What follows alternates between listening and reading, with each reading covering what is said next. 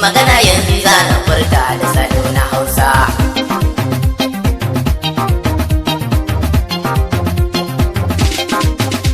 Na san zomo akwai dabara, amma fadila ya yi zarra. Shi ɗan zaki akwai gadara, karyar kura da je su jera. In dai haka rabbana ya tsara, wane ne za ya je ya canja bai sha kasa ba.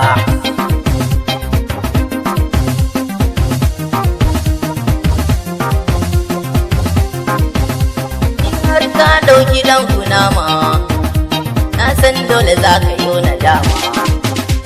Abincin girma sai da nama, yar fulani fura ku za ta dama.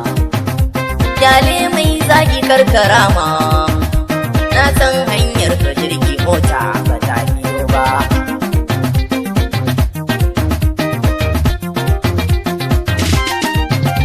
Karyar ka za ta ja da shaho, bakin rijiya wane makaho. Mai wanka sai ya ɗauki baho, amma shi gora sai da sanko. Mai tallafa dole sai da yawo, in ko har za ya zauna wata rana ba zai sayar ba.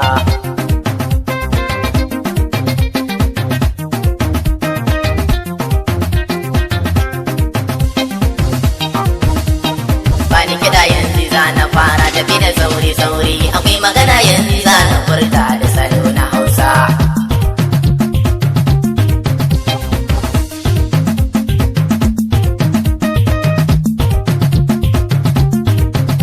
Dan sarki karkarai na doki, yawo na ado ka sanya saki, sannan farko ya daina yaki, koma ta gida ka zauna daki.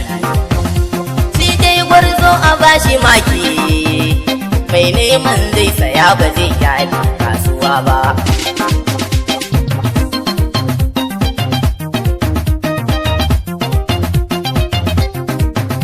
Mai nema baya raina samu, ya Allah duk alaka ba mu. In mun wakar kasa a ji mu, ko da wasu duka za su ji mu. Mun san haka dole za su bar mu, kai mai taushe ka ɗauka jewa ba wai jima ba.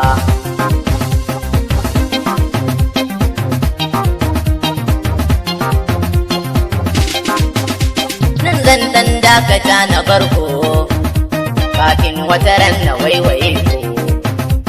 Umarni zamani ne naku, ni ne na kura zabani shakku.